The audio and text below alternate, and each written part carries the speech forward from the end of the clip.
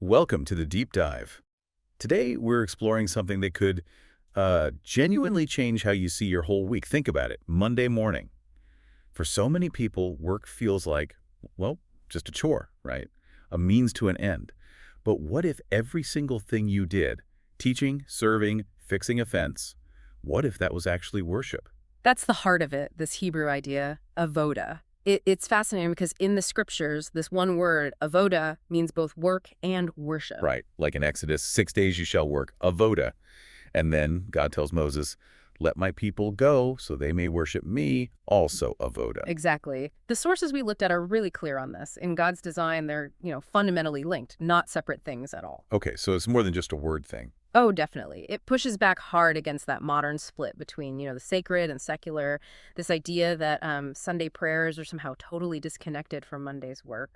The sources call it a false divide. A false divide that empties work of meaning. Yes, and it sort of diminishes our view of God, too, as if he only cares about the quote-unquote spiritual stuff.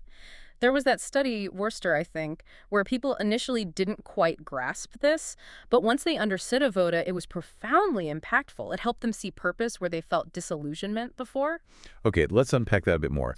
What does Avodah actually look like day to day? Especially if your job feels, I don't know, repetitive, mundane even. Well, the sources point straight to Paul, Colossians 3:17, so where whatever you do or say, do it as a representative of the Lord Jesus. Giving thanks through him. And 1 Corinthians 10:31, whether you eat or drink or whatever you do it all for the glory of God. Exactly. It's less about what you're doing and much more about the why and the how, the posture of your heart in the work. And Timothy Keller ties into this too, doesn't he? With his definition of work. He does beautifully. He talks about work as rearranging the raw material of God's creation to help the world and people flourish. When we recover Avoda, our work becomes this space where God's character is actually revealed. So even sorting spreadsheets or driving a truck can be about bringing order or providing for needs. Precisely. It reframes it. It's almost like a devotional practice in itself, shaping the world, reflecting God's nature. The sources gave some great examples, didn't they? Like a teacher. Right, a teacher prepping lessons with real care because those kids carry God's image. It's a sacred task. Or a business person choosing integrity over profit, resisting corruption. Yes, reflecting God's justice. Or think of a craftsman paying attention to the smallest detail. Why?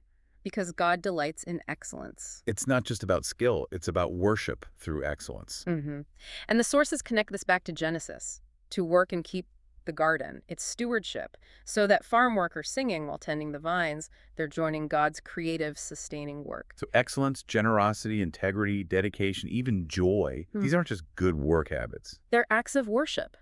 Things God sees and values, even if the boss or the customer doesn't notice. So turning this back to you listening, as you think about your work maybe later today or tomorrow, how does seeing it through this lens of Avodah potentially change things? The sources pose a really direct challenge, almost a daily reflection point. If my work is worship, how will I do it differently tomorrow? That really makes you stop and think. It does. It echoes Paul again in Colossians. Work willingly at whatever you do as though you are working for the Lord rather than for people. So the final thought to leave you with. Yeah, it's this question. What would it actually mean to view your specific place of work, your classroom, office, kitchen, workshop, field? What if you saw that as holy ground? Realizing that your everyday work, whatever it is, has profound spiritual weight. It's an invitation, really, to participate in something much bigger than just earning a paycheck. It's about revealing God through what you do.